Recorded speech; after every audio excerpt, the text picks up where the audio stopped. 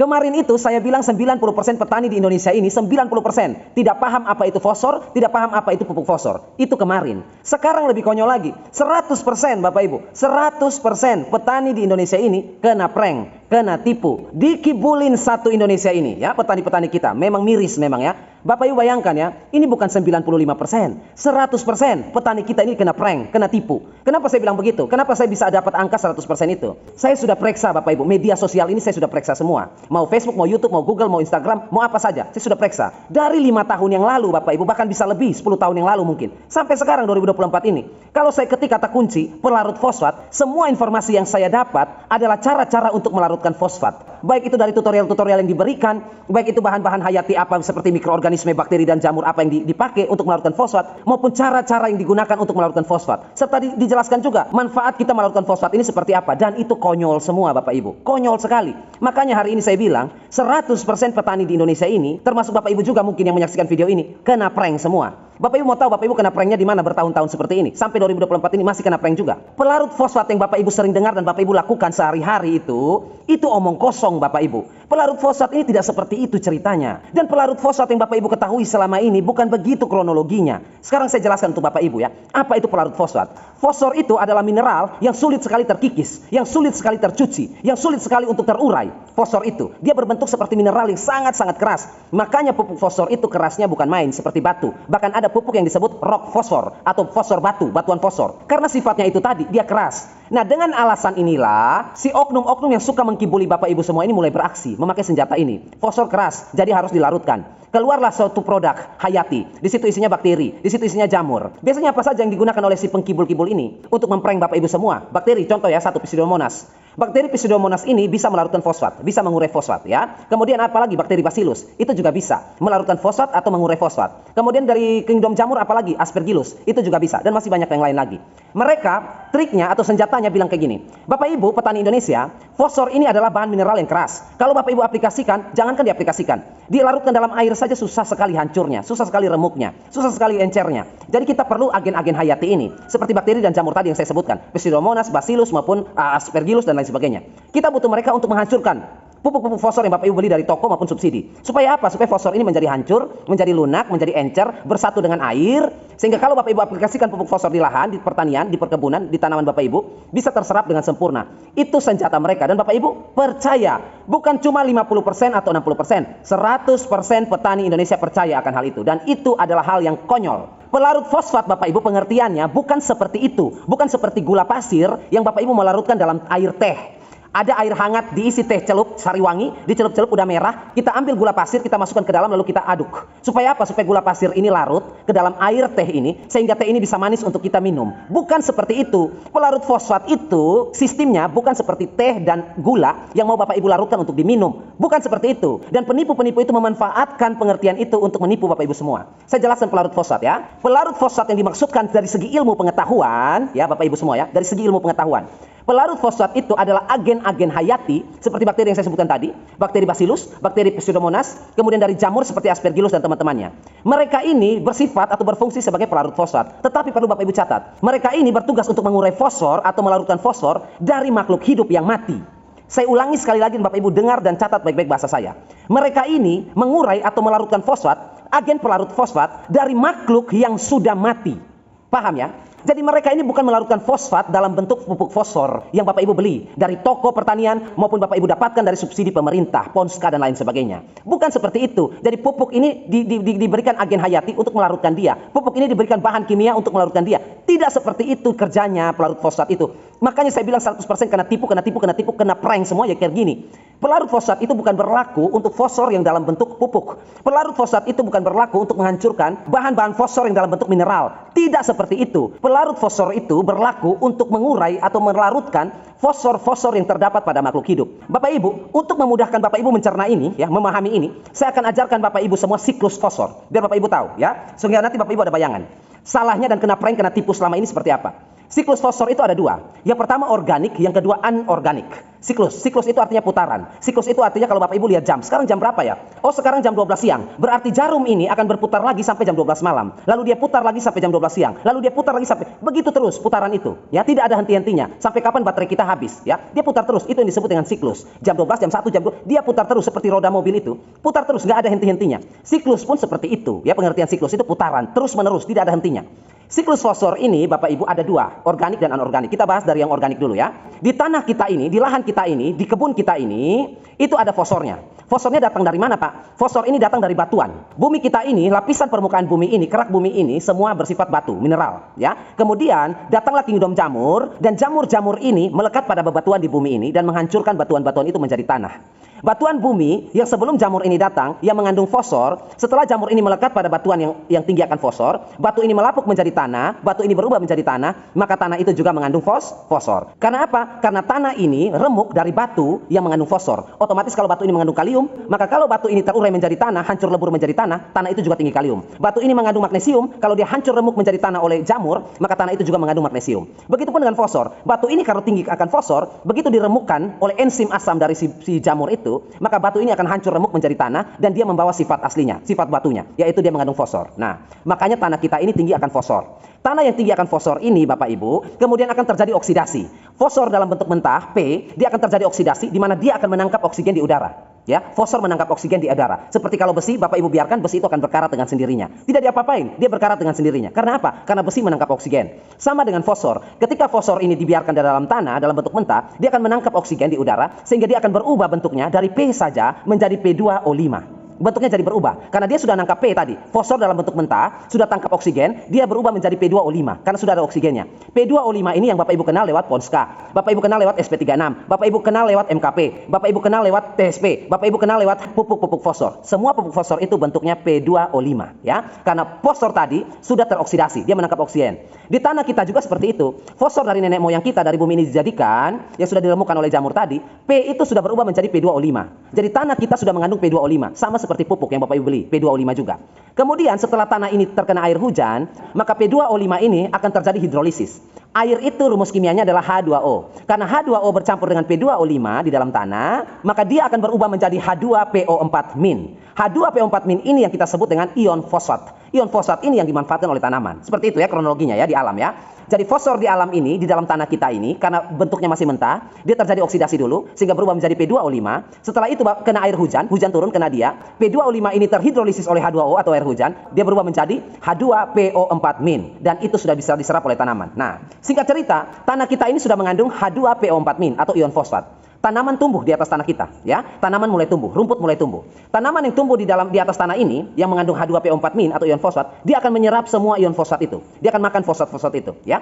Fosfor itu pindah ke mana? Pindah ke tanaman itu, ya. Karena dia makan dari tanah itu yang mengandung ion fosfat, maka ion fosfat ini atau fosfor ini pindah ke tanaman. Setelah pindah ke tanaman, tanaman ini dimakan oleh tikus atau dimakan oleh hewan. Setelah tikus ini memakan rumput ini, maka fosfor di rumput ini sudah berpindah lagi ke si tikus. Tikus ini jadi tinggi akan fosfor lagi. Setelah itu tikus ini mati. Tikus ini mati dan bangkai dari tikus itu mulai diurai. Diurai oleh apa? Oleh bakteri Pseudomonas, oleh bakteri Bacillus, oleh jamur Aspergillus. Mereka ini yang mengurai bangkai tikus ini yang mengandung fosfor tadi untuk bisa kembali ke tanah. Itu yang disebut dengan pelarut fosfat. Jadi bakteri-bakteri agen hayati ini mengurai fosfor yang ada dalam jasad atau bangkai makhluk hidup, baik itu sifatnya buah, tumbuhan maupun hewan atau manusia yang mati, dia urai untuk fosfor itu dari tubuh makhluk hidup itu kembali ke tanah. Sehingga apa? Sehingga tanah ini kembali fosfornya, kembali fosfatnya. Sehingga nanti tanaman yang tumbuh lagi di fase berikutnya, di putaran berikutnya, bisa siklus itu terjadi lagi. Tanaman akan tumbuh lagi di situ. Karena bakteri ini sudah urai tadi dari bangkai tikus kan? Tanah sudah mengandung fosfor lagi, rumput tumbuh lagi, tikus datang makan lagi, tikus mati, bakteri ini urai lagi, kembali lagi ke tanah. Itu yang disebut dengan siklus fosfor kalau kita berbicara organik. Yang tadi saya bilang, organik dan anorganik ya. Ini yang kita bahas organik. Dan di situ pengurai atau pelarut fosfat itu terjadi di situ. Sekarang Bapak Ibu sudah ada bayangan sedikit kan? Tadi yang saya bilang kena prank, kena tipu itu yaitu mana ada bakteri-bakteri ini di alam, dalam siklus alamiah, ilmu pengetahuan, dia mengurai pupuk. Mana ada? Nggak akan mungkin itu terjadi. Pelarut fosfat itu hanya bisa terjadi apabila dia mengurai dari si makhluk hidup yang mati. Itu disebut pelarut fosfat. Artinya pelarut fosfat itu dia mengambil dari makhluk hidup, dia kembalikan lagi ke tanah. Saya ulangi. Pelarut fosfat artinya dia mengambil dari jasad atau remik makhluk hidup, dia kembalikan lagi fosfat itu ke tanah. Itu yang disebut dengan pelarut fosfat. Tanah tidak bisa mengambil fosfor dari si makhluk hidup itu. Misalnya Bapak Ibu makan buah-buahan yang mengandung fosfor. Saya makan buah-buahan yang mengandung fosfor. Fosfor itu ada dalam tubuh saya. Tanah bisa ambil nggak dari tubuh saya? Tanah nggak bisa ambil dari tubuh kita. Walaupun kita makan buah-buahan yang mengandung fosfor, tanah nggak bisa ambil dari tubuh kita. Tanah bisa ambil dari tubuh kita fosfor itu dengan bantuan bakteri dan jamur tadi ketika kita mati. Kita dikuburkan, kita mati di dalam tanah, bakteri dan jamur itu akan mengurai jasad tubuh kita ini, yang mayat ini, untuk bisa dikembalikan ke tanah, fosfornya. Itu tanah bisa mengambil itu lewat bantuan agen hayati bakteri dan jamur itu. Itu yang disebut dengan pelarut fosfat. Tanah membutuhkan pelarut fosfat, yang dalam hal ini adalah agen-agen hayati ini, bakteri dan jamur ini, untuk tanah bisa mendapatkan fosfat yang sudah ada, yang sudah dicuri oleh makhluk hidup. Itu yang disebut dengan pelarut fosfat, Bapak Ibu. Bukan ini cairan, kasih ke pupuk, pupuk larut, inilah pelarut fosfat. Itu yang saya bilang kena prank. Itu baru siklus organik. Saya akan bahas poin nomor 2, siklus anorganik, ya. Siklus anorganik ini sama, hampir sama, tetapi dia ada melibatkan mineral di situ. Siklus anorganik itu seperti apa? Begini ceritanya. Begitu bumi ini dijadikan, lempengan-lempengan bumi ini, batuan-batuan ini mengandung fosfor. Seperti ceritanya organik tadi ya. Bumi ini mengandung fosfor. Baik itu yang ada dalam batuan, kerikil, pasir dan lain sebagainya. Batuan, pasir maupun kerikil di gunung ya, buat gunung batu yang mengandung fosfor di situ. Ketika terjadinya hujan, air hujan ini akan mengikis semua fosfor-fosfor yang ada dalam batu-batu itu. Ya, di kulit-kulit luar batu-batuan itu, pori-pori luarnya dikikis oleh air hujan ini. Kemudian ditambah lagi dengan hujan yang sudah semakin banyak, akan terjadilah aliran sungai, ya, aliran air. Aliran air ini dari gunung sampai ke sungai, ke muara, ke laut, ke danau. Di dalam perjalanannya dia dari gunung mengalir sampai di laut atau ke danau, dia akan mengikis semua apa saja yang dia lewati.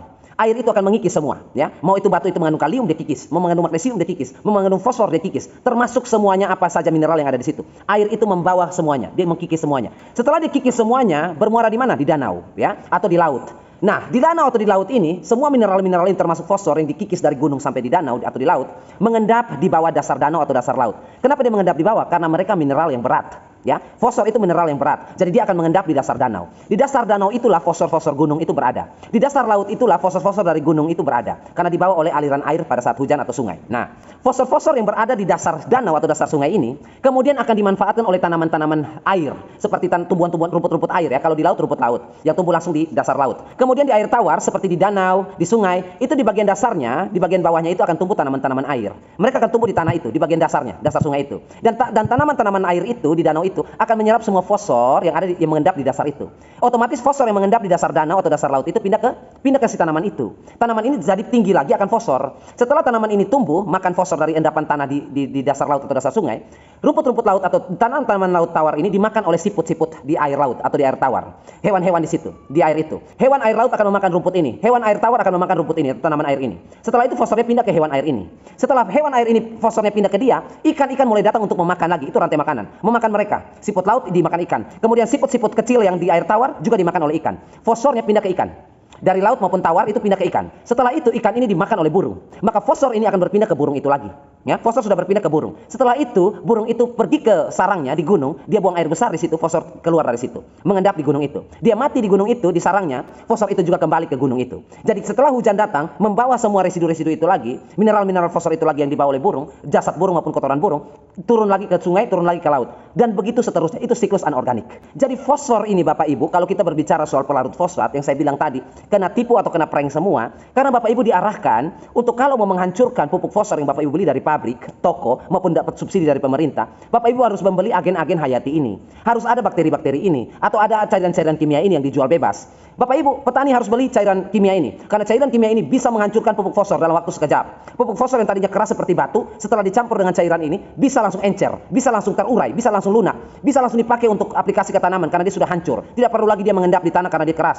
Itu bukan namanya pelarut fosfat, itu namanya penghancur fosfor. Pelarut dan penghancur itu beda Bapak Ibu. Ini larut dan terpakai. Sedangkan hancur itu remuk. Jadi kita harus bisa bedakan ya. Mereka ini tidak bisa digunakan sebagai pelarut fosfat. Kalau untuk menghancurkan mineral bisa. Untuk melunakkan mineral yang keras bisa. Tetapi untuk mengurai seperti yang kita sebutkan pelarut fosfat, ceritanya adalah seperti itu. Mikroorganisme disebut pelarut fosfat karena dia mengambil fosfor yang sudah dicuri oleh makhluk hidup untuk dikembalikan lagi ke tanah. Itu yang disebut dengan pelarut fosfat. Jadi kalau sifatnya adalah bangkai makhluk hidup, diurai oleh jamur, yang kita sebut dengan pelarut fosfat itu benar. Tetapi kalau pupuk kita kasih jamur bakteri untuk mengurai dia, atau bahan kimia untuk mengurai atau menghancurkan, untuk melarutkan fosfor ini dalam bentuk pupuk, kita tidak bisa sebut dia pelarut fosfat. Karena pupuk fosfor yang Bapak Ibu beli, mau pupuk apa? Sekarang Bapak Ibu coba jelaskan ke saya. Bapak Ibu beli pupuk apa? Merek apa? Coba. Merek apa? SP36 atau apa? Dapat apa? Ponska, dapat apa? TSP, dapat apa? MKP, dapat apa lagi? Pupuk fosfor yang Bapak Ibu beli atau dapat subsidi. Apa? Coba sebutkan.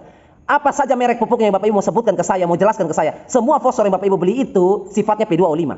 Apa saja pupuknya? Apa saja yang Bapak Ibu mau? Saya beli ini Pak, merek ini Pak. Saya beli ini Pak, merek ini Pak. Apa saja bebas. Silakan Bapak Ibu mau ngomong apa? Mau ngomong apa? Beli pupuk apa? Di rumah Bapak Ibu ada pupuk apa? Yang pupuk fosfor ada apa? Semua pupuk fosfor yang ada di rumah Bapak Ibu itu semua 100% pupuk itu P2O5. Itu sifatnya P2O5 semua. P2O5 yang Bapak Ibu punya, yang tadi saya bilang pupuk apa saja yang Bapak Ibu mau sebutkan, semua pupuk-pupuk yang Bapak Ibu punya di rumah, pupuk fosfor itu ketika kena dengan air dia langsung berubah bentuknya dari P2O5 menjadi H2PO4-, langsung jadi ion fosfat. Jadi sederhananya begini Bapak Ibu, pupuk fosfor yang Bapak Ibu beli atau dapat dari pemerintah yang sifatnya keras seperti batu itu, tidak perlu Bapak Ibu beli lagi agen hayati atau bahan kimia omong kosong tetebenge apa untuk melarutkan dia, tidak perlu. Pertanyaan saya sekarang gini ya, Bapak Ibu dan saya kita dikasih 2 karung pupuk fosfor, Bapak Ibu dan saya. Bapak Ibu dapat 1 karung, saya dapat 1 karung. Oke ya, paham ya? Sekarang Bapak Ibu pakai jasa agen-agen hayati itu, bakteri dan jamur dan lain sebagainya, atau bahan kimia, untuk melarutkan 1 karung pupuk fosfor Bapak Ibu, supaya dia larut. Oke ya? Saya tidak pakai bakteri-bakteri itu, saya tidak pakai agen-agen kimia itu segala macam. Saya tidak pakai. Pupuk 1 karung yang saya dapat ini, saya larutkan ke dalam air. Dia jadi H2PO4-. Saya larutkan saja dalam air. Air biasa Pak? Ya, air biasa. Dia langsung jadi H2PO4-. Kalau saya tidak mau larutkan, saya langsung aplikasikan dalam bentuk granul ke dalam tanah, lalu saya siram. Dia langsung berubah jadi H2PO4-. Bapak Ibu, yang Bapak Ibu pakai agen-agen itu, dia juga berubah jadi H2PO4-. Sekarang Bapak Ibu beli agen hayati mahal, Bapak Ibu beli bahan kimia mahal untuk menghancurkan pupuk fosfor Bapak Ibu. Jadinya apa? Jadinya H2PO4- juga kan? Saya cuma pakai air sumur saja. Jadinya apa? Jadinya H2PO4- juga. Seperti itu. Saya jadinya P4-. Kenapa? Karena tadi hidrolisis yang saya sebutkan tadi, yang saya jelaskan tadi panjang lebar. Pupuk itu yang kita dapat bentuknya P2O5. Semua pupuk, Bapak Ibu punya pupuk fosfor dan saya punya pupuk fosfor, bentuk pupuk fosfor kita ini sama bentuknya, P2O5 semua. Kalau P2O5 saya ini, saya taruh dalam air atau saya kasih ke tanaman lalu saya siram air, dia langsung berubah karena terjadi hidrolisis di situ. Dia langsung berubah jadi ion fosfat yang tadi saya bilang H2PO4- tadi. Bapak Ibu mau larutkan, mau pakai pelarut segala macam, dia juga jadinya H2PO4- tadi. Itu yang saya bilang tadi. 100% kita kena prank, ya. Oke, Bapak Ibu semua, kurang lebih seperti itu saja. Besok kita masih masuk dalam fosfor. Kita akan telanjangi dan telanjangi lagi si fosfor ini. Sehingga apa? Kita telanjangi fosfor. Sehingga Bapak Ibu tidak merasa aneh dan merasa awam dan merasa susah sekali untuk belajar fosfor. Saya akan sederhanakan fosfor ini sehingga fosfor ini bisa kita jadikan sebagai mainan kita. Bukan sebuah hal yang susah, tetapi kita jadikan dia sebagai mainan saja. Karena dia sangat-sangat mudah untuk dipahami, ya. Kita akan telanjangi dia sehingga dia mudah dipahami. Nah, besok kita akan masuk pada pupuk. Saya akan jelaskan tentang pupuk. Kata kunci untuk video besok yang kita akan bahas tentang jenis-jenis pupuk untuk Bapak Ibu semua. Kata kuncinya adalah pupuk tanah dan pupuk air. Ini penting sekali, ya. Sampai jumpa di video besok dan akhir kata saya ucapkan, tetaplah Anda selalu berbagi dan menabur kebaikan.